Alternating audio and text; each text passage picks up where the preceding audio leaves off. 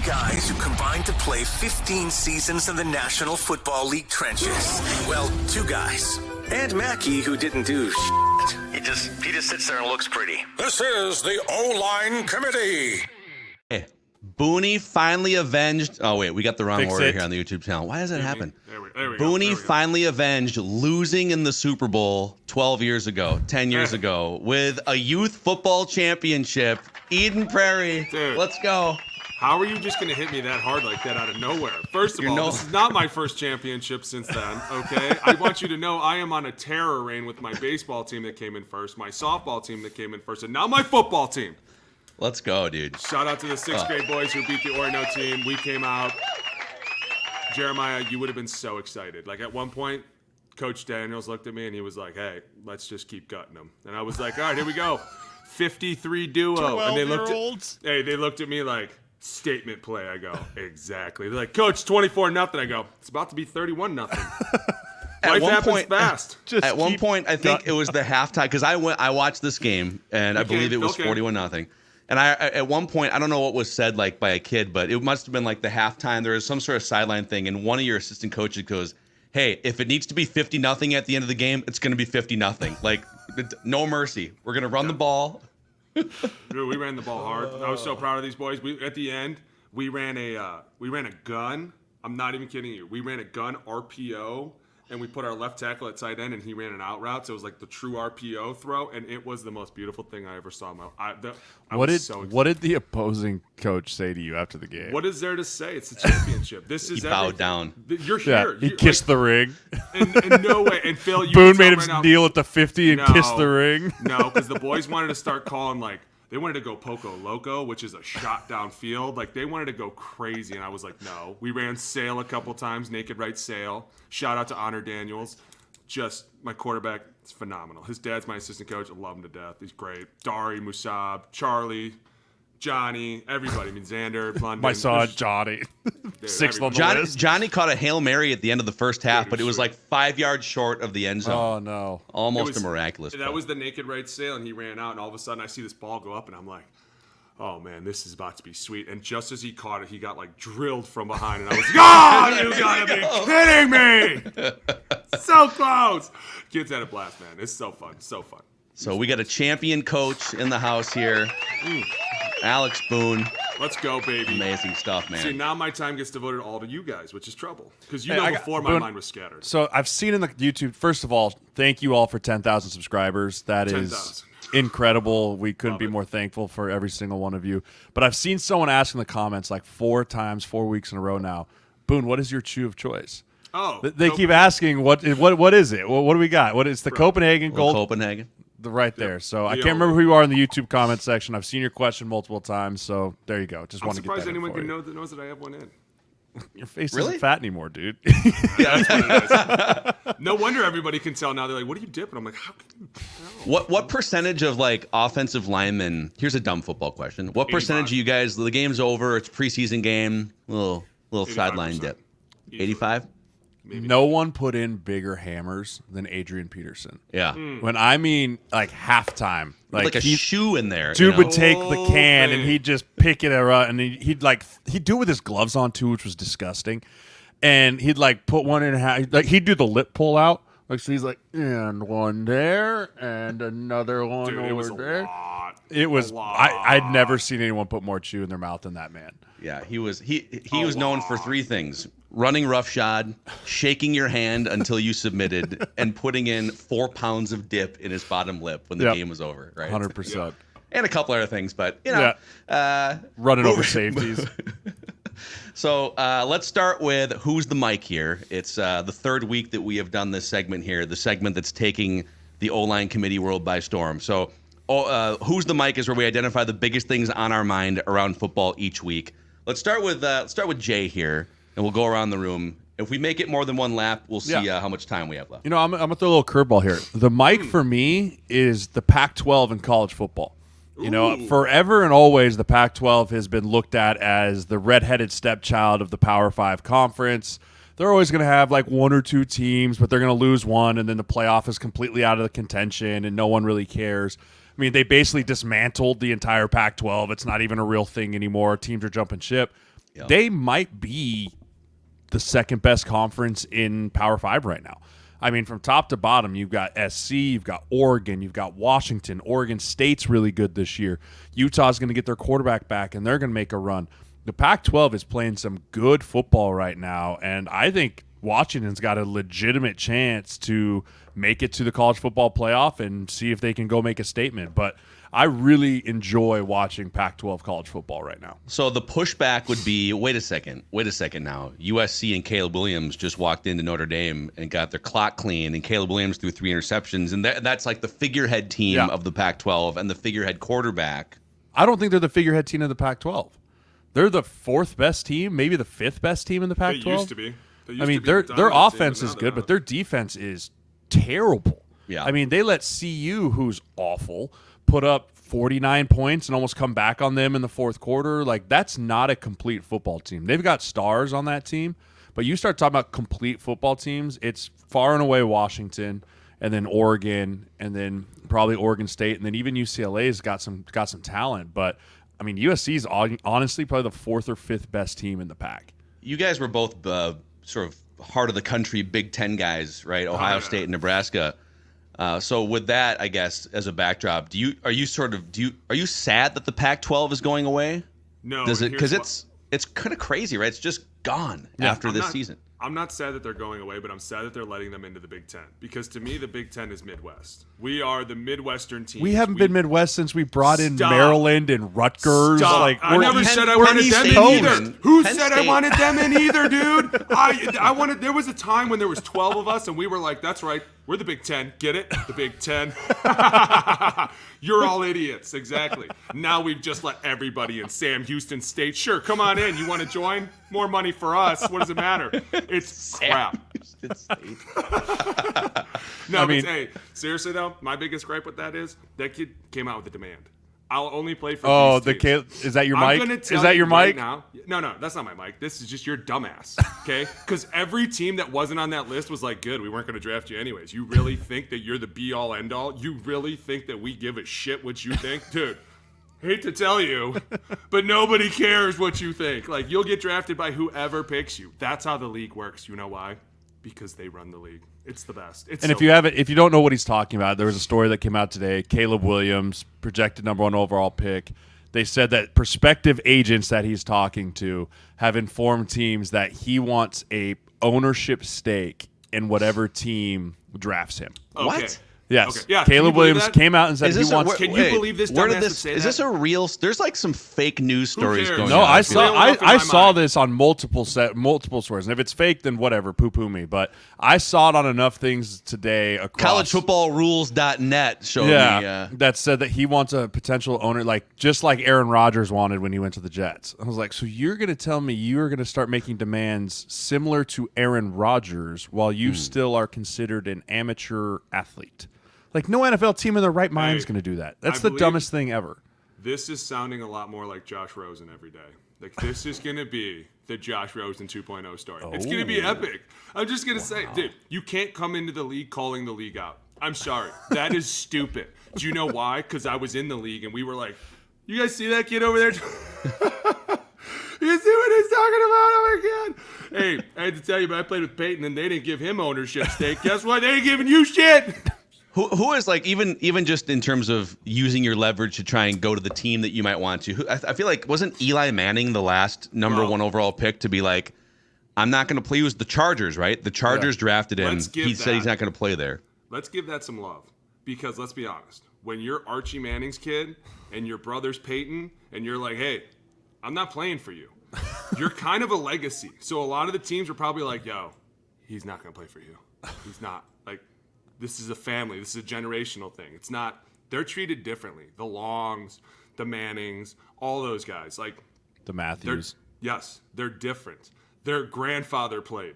Their dads played. They're allowed to come in and do whatever they want. Like, that's just how it goes. But when you're a kid that just like, you know what? I want some ownership stake. People are going to be like, okay. That ain't ever going to happen. I worked my ass off to get this team. If you think I'm going to give you some of it because you can throw the ball, that ain't happening. Yeah. The Bears are going to have the first 2 picks in the draft, and Which is great. Caleb Williams and Drake May are both going to be like, is Drake May a senior or is he a junior? Because when you're well, I don't know anymore with the stupid COVID rules. One more year. We got one He's more year of 42 this years nonsense of like, oh, I want to play for my 8th year in college. I'm Van Wilder, right?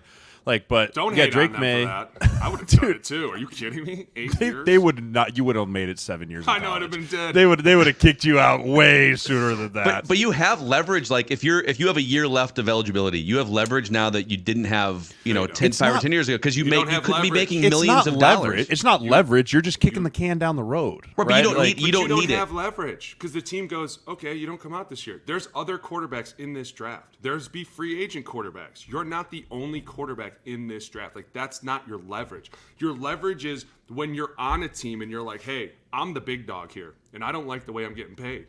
I want more money. That's leverage. People turn around and go, hey, if without him, could we win as many games? No. Could we win half as many games? No. Yeah. Pay him. Pay him now. I guess to rephrase it, I would say it's more like if you're a junior with another year left, and let's say I don't know what Caleb Williams' NIL is, but let's say he's making between $2 and $4 million. $2 and $4 million. So it's not NFL money that he'll be making, but it's like more than he would have made. Although this opens a whole can. Maybe he would have made the same 10 years ago. We just didn't know about it. I don't know. But it's like, hey, I'm not only working on a scholarship.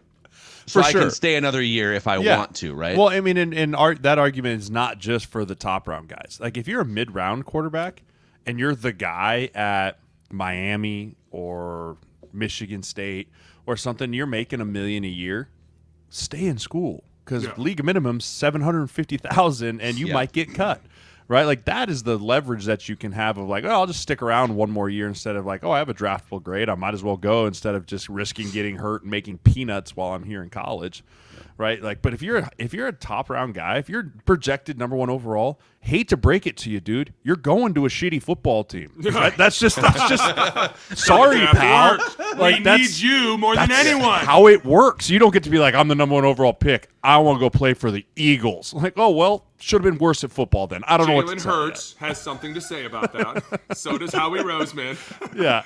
Wait, it's ridiculous. We ridiculous. pay this other dude. No, we don't want you. You suck. Yeah, it's not like the NBA where there's a lottery where like an actual good team that maybe just missed the playoffs because of an injury. Like the Spurs 25 years ago, David Robinson broke his foot, and they were bad for 1 year out of 25. It's like, oh, we got the number 1 pick, Tim Duncan. Welcome to the best franchise in basketball. Yeah, that's not how the NFL. It's not how the NFL works, pal. If you're really good, ask Trevor Lawrence, ask Joe Burrow. You go earn your lumps. That's what it is. If you are that good, you're expected to go onto a team and become the franchise. You're expected to turn the team around. That's the whole point of the draft. Show us how good you are. We need the number 1 player because we are the worst team. You will add benefit to us. Come make us better. And if you can't, then I guess you weren't the dude we all thought you were. Yeah. Okay, I want to bring us to the NFL here with my Who's the Mike. Come on! Football! Is it Roger or is it the refs?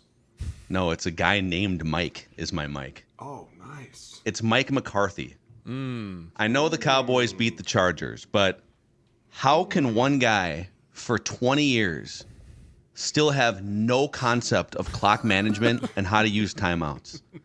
So for those of you who haven't seen this, or I'll just lay out sort of the scenario here, right? So bad. End of the first half. I think it was 7-7. 7-7. So it was like sucked. a low-scoring environment. I get it, but you're trying to take a lead here. So the Cowboys enter field goal range with 50 seconds left. There's a catch on the sidelines. I think Michael Gallup catches a pass. Clock is moving. There's 50 seconds left. You're at like the 35-yard line. 2 timeouts left. They got 3 offensive plays off with 50 seconds and 2 timeouts left.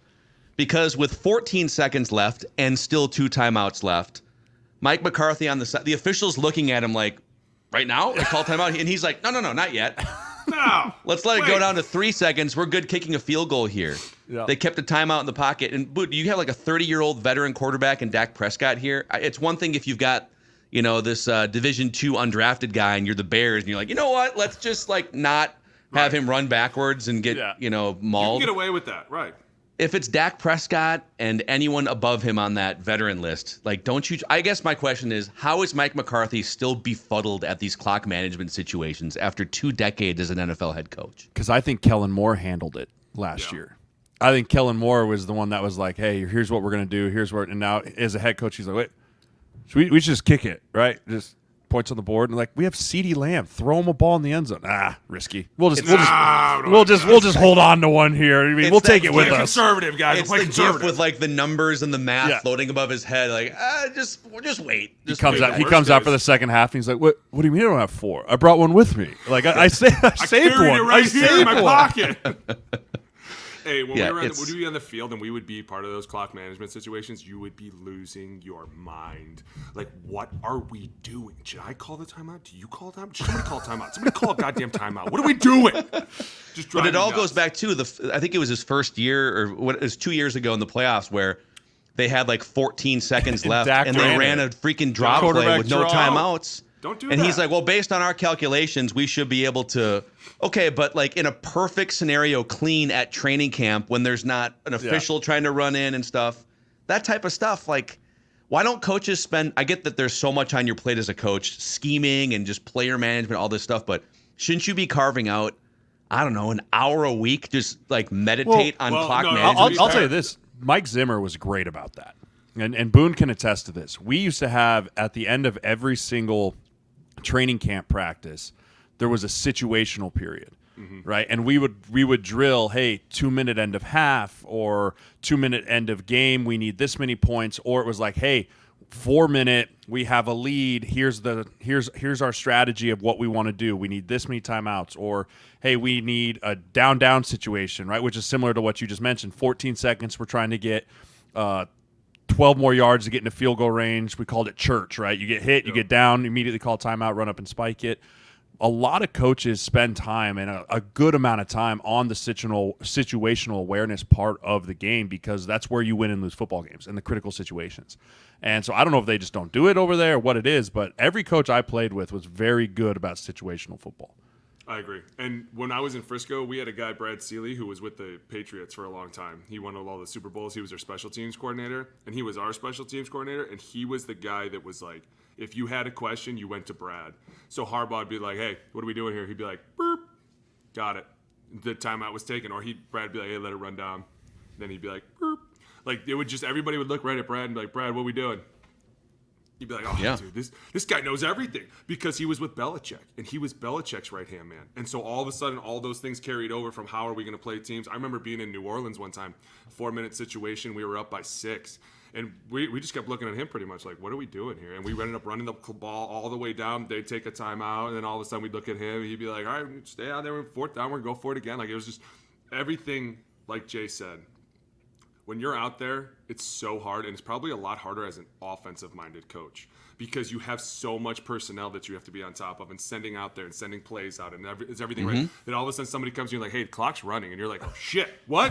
Like, all of a sudden, as a defensive coordinator, you're mostly like this, hey, over, 2, yeah, that's it. All right, here we go. Like, as an OC, there's so much communicating. People are screaming on the sidelines, hey, we're in 21, where's the fallback? God damn it, where is he? Right? Like, all of a sudden, you're like, hey, coach, we're taking a timeout here. So that's why Jim always kind of put it on Brad. But, yeah, dude, situational awareness. And plus, I wanted Mike fired 2 years ago when that happened. That was one of the dumbest things I've ever seen in a playoff game. You end a season like that, and we still don't talk about that enough. Good God. Yeah, it's bad. Unbelievable. I just feel like more games are won and lost because of dumb timeout. Another one too is you'll see this happens all the time where like a coach doesn't know the value of a timeout in the second half versus like a yardage, like a delay of game. Yes. On a it's third and 11. Yes. Yep. Don't take a timeout. There was third and 11, first drive of the second half. Yeah. And like you're on your own 25, and you're like, I better burn one here. Like, no, just wear it and punt. You're gonna punt anyways. Hey, how about it just happened in the Giants game right before half? Check to a run. Didn't have anything to do. Dude, listen, sometimes when you're out there, Jay, you and I know the situation gets hectic. And but you don't. I mean, I agree. We could go into a whole tirade about that too. No, dude, let's do it, because that was a huge moment from last week. There is something that happens, and it's called, when you're in a goal line play, you always have 2 plays, right? You always have a pass and a run check, because you never know what you're going to get defensive-wise.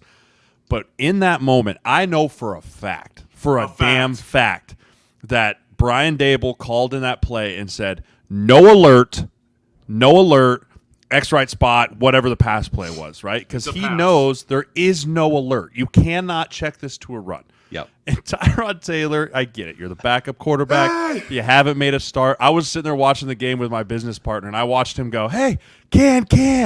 I go, he checked it to a run. I go, he just checked this thing to a run. The half is over if they don't score. And they get stopped, and Dable just losing his mind. And you even see Tyrod like, well, it's like, dude, situational awareness, man. You have to have it in the NFL. I know it's crazy it's going on, but that win and loses football games every single week. Like, that was so poor. So poor, man. And Tyrod Taylor's like, dude, he's been in the league for 10 years. He's been in the right? league for a long time. He should have known better. But he knows better. I will say this, to his credit. He probably was like, we're on the 1 yard line, and this is Saquon behind me. I'm going to make an executive decision. And, hey, if that goes correctly, he's fine. He's good. Like, everyone's like, hey, you go in at halftime, and we're like, hey, yo, dude, if we wouldn't have gotten that, right? Like, we're right? But that's the problem. When you don't get it, this shows up. And now all of a sudden everyone's looking at this team like, dude, what the hell? You guys are in dysfunction. Dude, he checked to a run with the 6 offensive linemen in there that never has played since 2022. Bro, I would have bad roll football. Roll it back.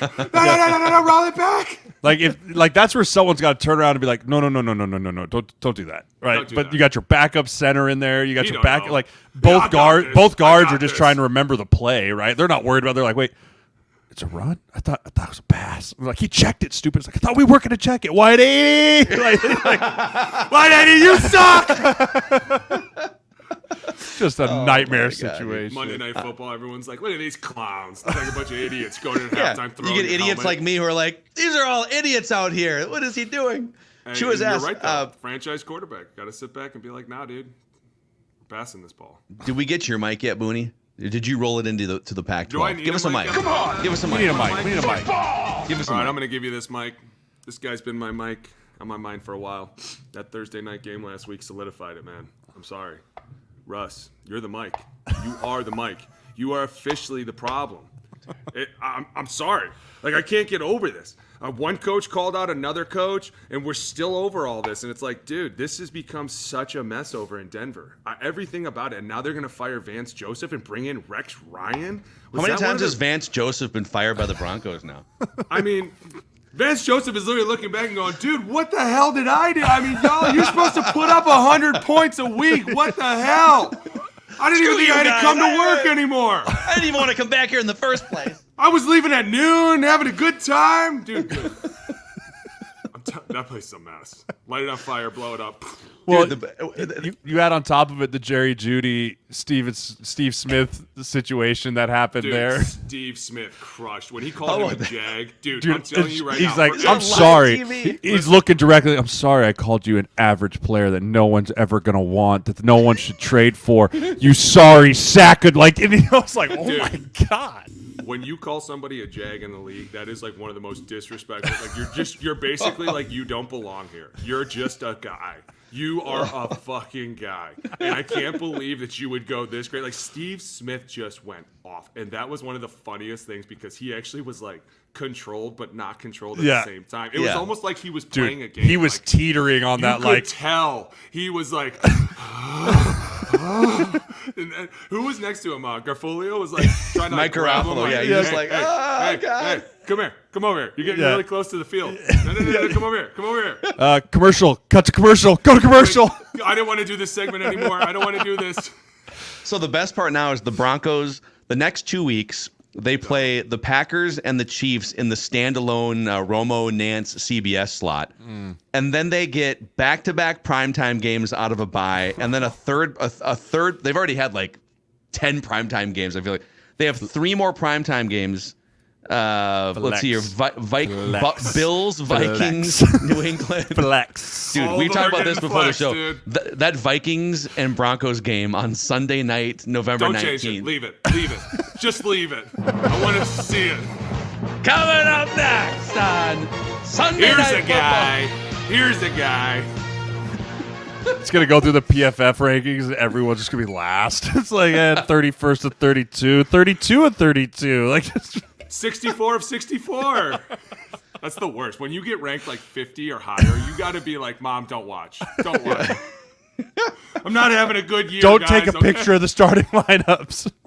Don't put it on Facebook. Alex Hey, I will Boone, say the Rhino from the Ohio State, 72nd. One time I said tattoo you, and I left it, and somehow they pulled up the one from the year before. They were so mad. They were like, do another one. I was like, no, I'm not. And I walked out. And so then I go, Mom, you got to watch it. And I called her after the game. What'd they say? And she was like, oh, no, you said you're from Ohio State. Why? I was like, damn it, they brought in last year's. Dude, Jared Allen, I think, said culinary school, and they left it in for years. Yeah. Justin Pugh's was the best. Justin Pugh, straight off the couch. Straight off the couch. Get it, you old man. I love it. Shout out to J. Pugh. Dude, I mean, they literally before the game were like, yeah, we're going to get him like 25 snaps in there. Get him worked back in. Second Get him quarter, feeling good. left tackle. Yeah, go play left tackle against Von Pugh? Miller, Leonard Floyd on the road. After the game, he's like, yeah, I really didn't know the snap count, so I was just kind of figuring it out. So I was like, good Hey, night. to be fair, in his mind, he had to be like, whatever. I could literally blow this entire thing and no one's going to get mad at me. Like, that had to be the most fun time of his life. Monday Night Football. You don't have to care about anything. I just got here. I don't even know the snap count. If I get in trouble, I get in trouble. Like, I just got here. God, I would have had so much. I'd been eating hot dogs at halftime. Like, just going crazy. Remember when you checked to a run? Idiot. Stuff your face with a hot dog. What are you, an idiot? We didn't have a timeout. Oh, my God. All right, that's Who's the Mike here on OLine Committee. We've got some dumb football questions we're going to get to in a few minutes. But, boys, let's make our picks here. Let's get right into the picks. Let's do it. A fun week of picks last week. So we make 4 picks each week, highlighted games that we think are going to be close or interesting matchups. And we pick the game straight up because, as Jeremiah says, spreads are For losers. losers. So last week, Jeremiah back on track, 3-1 in those games. I don't think you sent us the picks, by the way. I did. No, he I didn't. emailed text? you guys this morning. You sent Yeah, on you guys text? sent him this Oh. morning. No, you really email. need to research a pick? I could just Check your email. All right. Come on. I'll give you a minute. Go ahead. Check your No, email. you're Go good. ahead. Go for it. No, fine. We're blind picking today, boys. Blind picking. Okay. No, Do we you not aren't know because how we saw everyone the did email. last but- week? Like, I have a pretty good feeling of how everyone's going to do this week. All It's not right. gonna Go, change. Mackey. I also went 3-1 last week. Boone, you went 2-2, so we all finished at least 500 or above on the season. I am 17-7. Alex is 15-9, and Jeremiah above 500 for the first time at 13-11. No looking back. No looking back. Comeback train, baby. Everyone loves a How good is comeback Mackey story. still winning? I should have picked Dallas. I should have. Yeah. I just can't pick Mike McCarthy. I'm sorry. Dude, the Bears. Stats are stupid. The Bears are the ones that swung it. The Bears were just like, I don't want to win this game. Someone else win this game. I'll and do they gave it to anything the lose Vikings. this game, please. There will be a full autopsy breakdown of Hey. what's happening with the Bears in a film review that we Please will do tell on me. the YouTube channel. Did you pull so. up the first play again? Do you have the first play? I have the first 2 plays. Sirles, yeah. I can't wait to hear your reaction. Oh, and I want to know. I've if you have this- watched it. I've but watched I want it. to know I know. what your call would be. I Okay. just want to know. All right. Yeah, call the doctor after letting that guy run free. So we got 4 games on the docket here. And by the way, if this is the first time that you've ever experienced this offensive line lifestyle podcast, thanks for stumbling into the OLine Committee. Click the like button and the subscribe button on the YouTube channel so we can keep growing this thing. And then on the audio side, a 5-star rating and a positive review on Apple Podcasts also goes a long way to helping us. So, all right, well, I'm just going to, since you've done no prep for this, we're going to spring this first one on Jeremiah. Do it. Dolphins at Eagles. Dolphins at Eagles. I think that's the Sunday night game, actually, this week. That's gonna be a fantastic game. You know, Can't wait. I think with the running back situation in Miami, I'm slightly concerned with them. They've got 2 healthy running backs right now. I think the Eagles coming off a embarrassing loss. You heard it. Kelsey was talking to him in the locker room. Everything. I think the Eagles come out, play smash mouth football, find a way to get them off the field. I got to go Eagles. Okay. Booney? My turn? Oh, dude, I'm ride or die. Tattoo Dolphins league. till I die, Tattoo baby. league. Let's do this, baby. It's going right here. The big fin. Come on, baby. So you're going Fins. This is a tough one, man, because everything Jeremiah just said, I'm going to mark you guys down, Eagles and Dolphins. Everything you just said about like the human dynamic of embarrassing loss, a bunch of veterans in that room, especially up front. I mean, think about like Jason Kelsey behind the scenes this week and Lane Johnson, right? I don't necessarily love them losing twice in a row, which is like pulling me one direction. But then I know stats are stupid, but the Miami Dolphins this season, yards per play, net yards per play, are outgaining their opponents by an average of 3 yards per play. Yeah. Net. That's 8 yards per play on offense and 5 yards per play on defense. And so I'm going to go with the stats in this case and pick the Dolphins to win this game. Good. Okay. Swing game. It's a good swing game for me. By the way, if you have to jump out, I know we have an agent on the show. It's Jeremiah. No, I have to So if answer you every call. out- Sometimes they're solicitors, sometimes they're meaningful. That one was a solicitor from California, so he did not get my attention. Not today. Hey, can I screw you? No, Making you picks can't. right now. So we got the Dolphins. Jeremiah has the Eagles. Lions at Ravens. Another interesting matchup this week. I'll go first. You will. I'm on the Lions train, man. I think the Lions might be the second best team in the NFC. I'm with you. I agree with you. I got the Niners as the best team in the NFC. I think the Lions might be the second best team in the NFC. They're the second. They're the second most complete team in the NFC. Now, losing Montgomery is going to hurt. Now, granted, you have Gibbs coming back off, but he's been their bell cow. I worry about his longevity with, you talk about it. Dan Campbell talked about, like, I'll love to get this guy 25, 30 carries a game. It's like, yeah, but he's going to break. Like, that's just nature of the beast. But I hope that he'll be able to come back. But top 5 offensive line, Aiden Hutchinson is an absolute menace. Give me the Lions all the way through and through. Mackie, One who'd you pick, the pride. Dolphins? One pride. I got the Dolphins. You and me have the Dolphins, and then Jay has the Eagles. All right. We both have the Lions. Oh, And you wanna make it 3? guys. Oh no, I'm all about the Lions. I love Dan Campbell. I love the way that they play. Their offensive line. Next week we have to break down some film because they are doing some amazing things, which is allowing Jared Goff to sit back there and just pick people apart. We will do that this week, actually. We're going to do that this week. Can't wait. Got him So queued up, excited. baby. Lions all the way, baby. So Lions all the way. I mean, the Ravens are a good team, and they're playing at home. And I think I guess I haven't looked at the spread for this. I thought I saw the Ravens might be favored by 2 here, but so we're all high on the Lions. The Ravens can't catch a football. So, I mean, the amount of drops that team had last week was ridiculous. Yeah. And they have receivers. I mean, they've got some guys up and down. Just bad drops. Lamar Jackson's getting no help. Okay, this is an interesting one in that I don't think people expected these two teams to combine for 6 total wins at this point in the season, but the Falcons are playing at Tampa Bay against the Buccaneers. Both teams are, 3-3 and then 3-2. I'll go first. I'm going Tampa Bay. And I'm going to say that because their defense is nasty up front. Like that Lions game, those linebackers were everywhere and they were flying around. It's just the Lions were too much for them. And Baker Mayfield couldn't put it on them. And I'm not saying that he is in any way their future, but that defense is rowdy. And I just don't see the Falcons. I feel like they're kind of up and down this year and they're kind of trying to find their footing. Their quarterback's a little bit all over the place. And dude, anytime you put Vita Vea in the middle, he is so big. Did you see him when they were showing? I'm like, he's getting bigger. Oh my god! Like he's just, they play a different way, and I think that Tampa Bay is going to win this one. I like Tampa in this one too. I don't trust Desmond Ridder. I just don't. And I'm not saying by any means that I trust Baker Mayfield, but I think he's got more weapons on the outside. I think he's got more opportunities. He's got a better O-line. So I think Desmond Ridder gets rattled a little bit in this game because, like Boone said, the way that defense is going to get to him, I think it's probably a couple interception game from Desmond Ridder and Tampa wins. I wish I could make this more entertaining, but I'm also on the Bucs. I had the Bucs before the picks here. The Falcons have an interesting car, but the driver, like you said, is just a little erratic, right? He's like he doesn't quite know where the buttons are. He's like, "This is great. I got Drake London over here and Bijan Robinson. I got Pitts. a cup holder and Kyle Pitts, but Squirrel. Yeah, exactly. Squirrel. So for that reason, road game, Buccaneers have had a couple sneaky wins. I'll take the Bucs. And then Steelers at Rams are the fourth matchup here. Steelers coming off. Well, the Steelers, that game against the Ravens a couple weeks ago, we did a review on that last week on this channel. Their defense took over down the stretch. But the Rams, no one's really talking about them. A couple teams that are fighting in that same record bin. So Steelers at Rams. I'm going to go Rams. I like the Rams too. Okay. God, I have the Rams too. Maybe I picked a few duds here for us. They're not. They're good games. I think that we're getting to the point in the season now where you're seeing the teams that kind of have it figured out and the teams that are still trying to figure it out.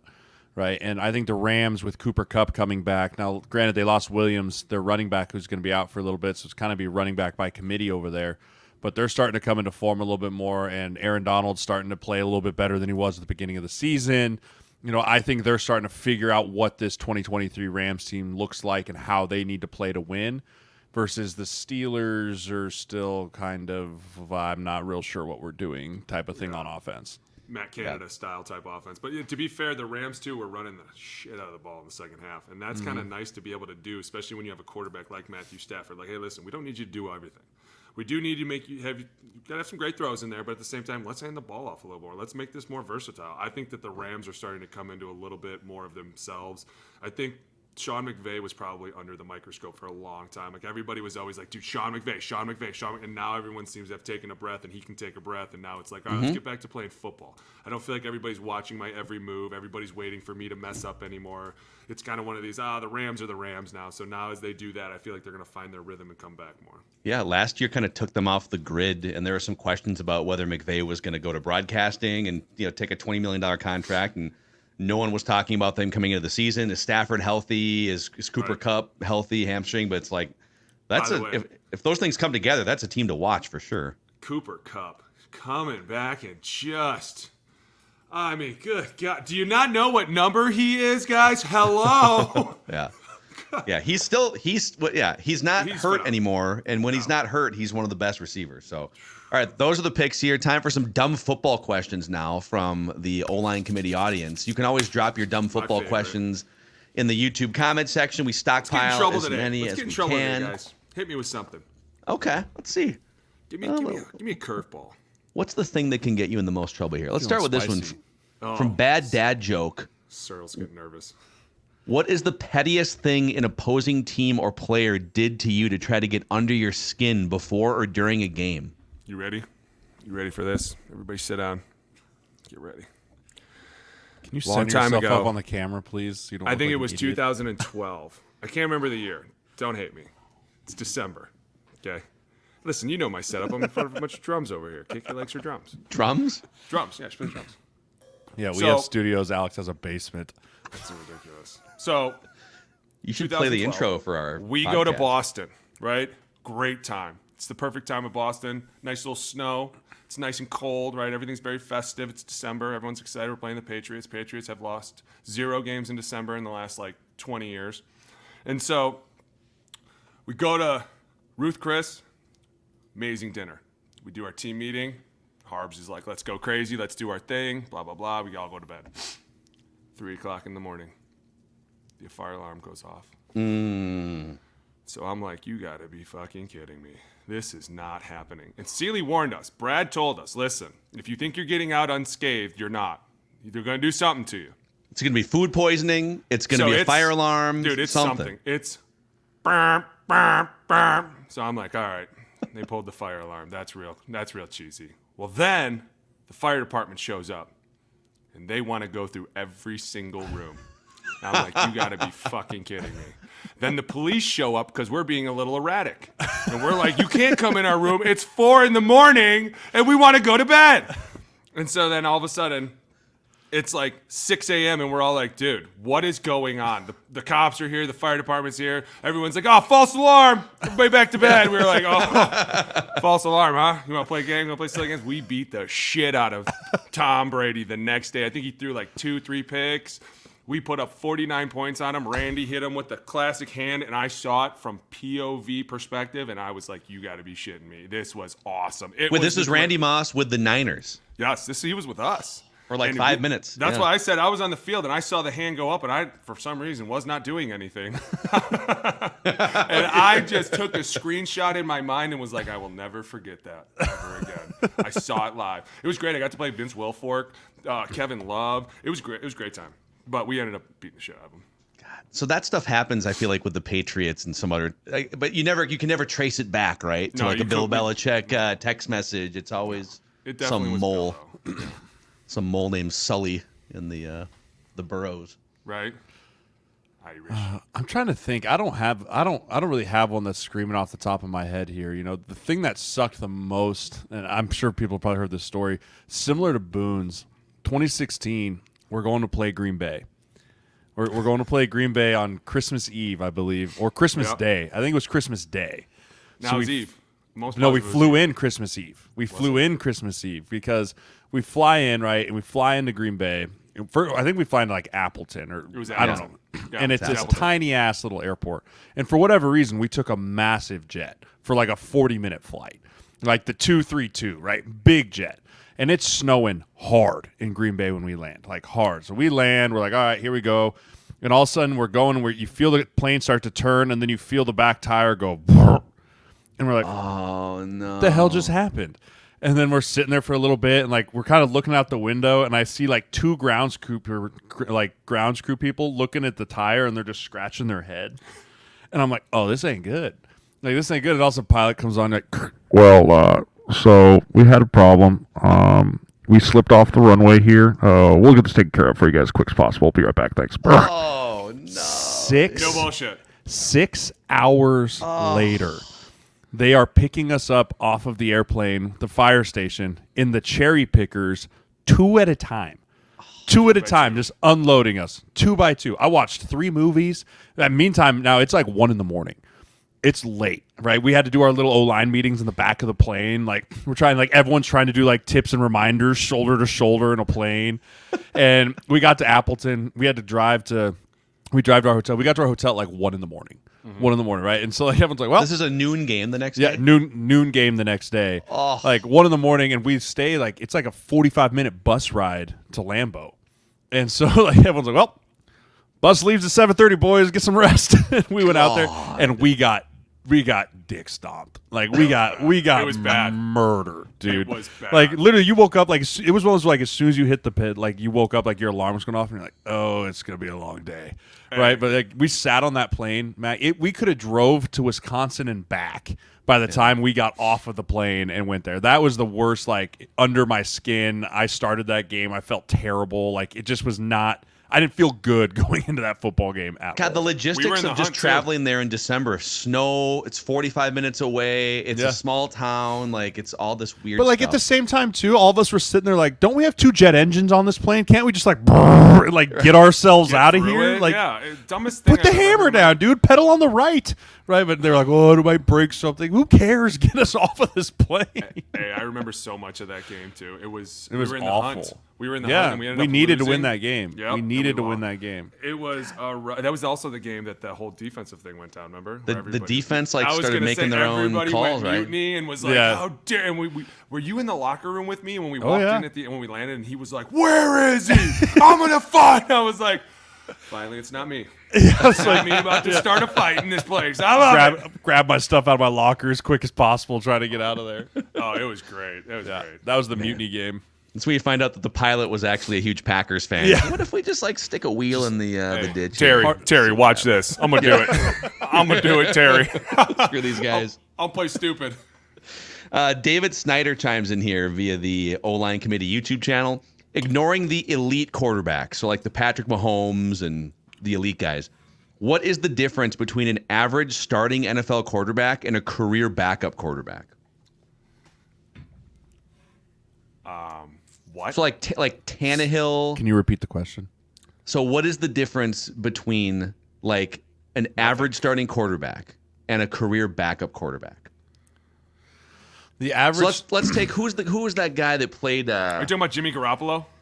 Like a Jimmy Garoppolo compared Jimmy to a Garoppolo backup? versus like who is Case that Keenum? guy? Like a Case Keenum? Like Case Keenum, yeah.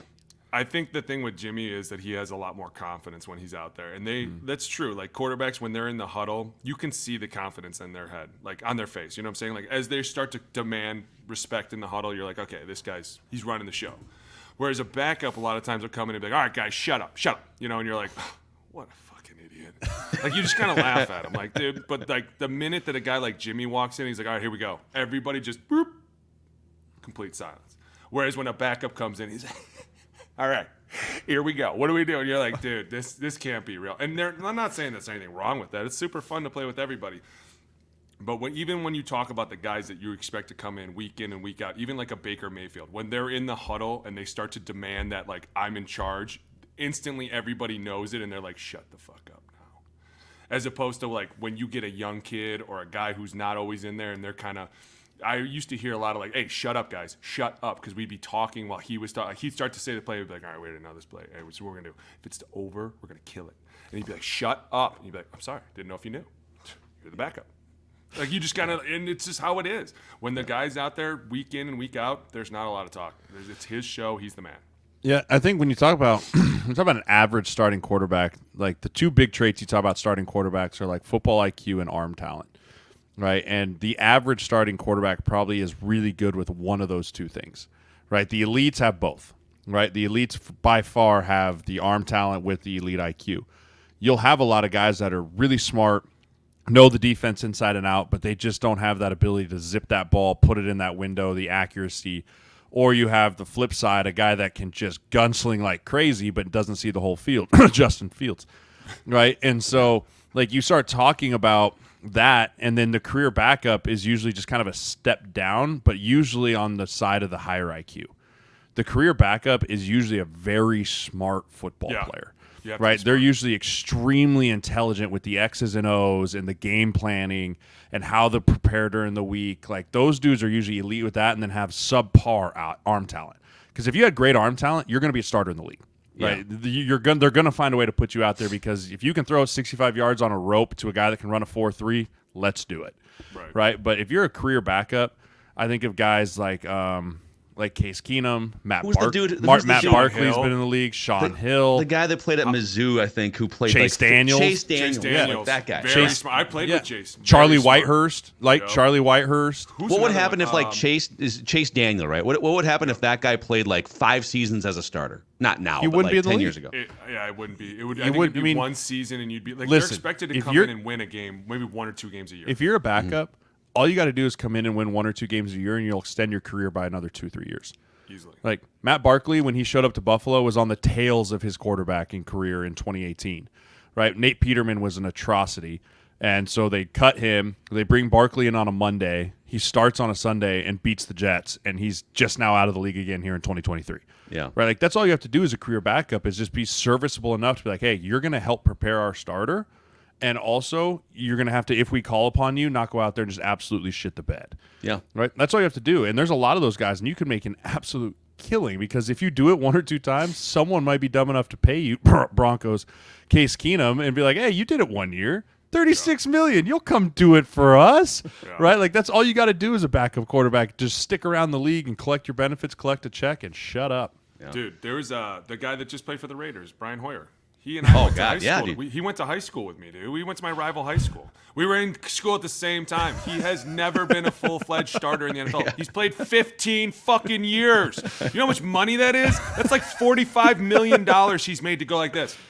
Yeah, you said X right. For sure you did. I'll highlight that. Hey, what was that play call? I didn't hear it. Yeah, keep the earpiece in. Double right? Deuce right. Deuce, you got it. I will make that change. Dude, are you fucking... Who was it? Was Josh McCown? Josh McCown played for like 20 different. I played with Josh McCown. I don't think anyone didn't play with Josh McCown. I think if you played in the league between 2022 and 2010 and 2020, you played with Josh McCown at one point in time. I remember seeing him and I was like, "Holy shit, that's Josh McCown." He played for like 12 teams already. Now he's here in Frisco. I love it. Let's do it. Here, let's go. Let's ride. Okay, hey, I'll tell you what, though. Hey, true story. I remember one time, though, I was in Frisco, and I can't remember who they told me came in. That they were, the old guys were telling me when I first got there. They were like, yeah, you know, we were talking about something like this, and they were like, you know, last year we brought in a guy on Friday, and he ended up starting on Sunday, and it was the quarterback. And it might have been Josh McCown, actually. And they were like, dude, he literally got in the huddle and was like, I don't know a fucking thing. So y'all better start running around. And dude, they were like, I go, what do you guys do? They're like, no, literally, he came in and was like, I don't know a fucking thing. You better just start running around, all of you. Was it that happened like 10 years ago with Josh Freeman? Josh Freeman signed with the Vikings on like a Tuesday, and they started him on Monday Night Football less than a week later. And he went like 18 for. They literally threw the ball like 45 times. Why not? Like, how? Hey, just run. I'll find you. Oh my God. So Boone, you said you wanted to get in some trouble here. I mean, this may or may not open a door. I don't know where you want to go with this one, but this is from Hickory. He says, I love it. What modalities or treatments were the most effective for pain relief and recovery from practice? Thanks for listening. Thanks for listening to the podcast. This has been a great episode. We're just going to wrap this up here real quick.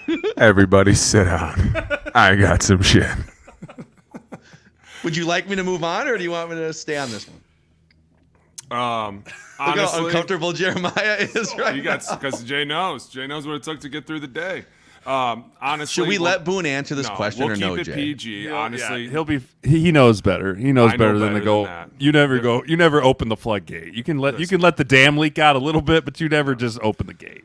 No, I would never. And believe me, what happened behind those doors will always stay there. But one of the things that people always don't understand is like, one of the things that I always appreciated was the cold tubs.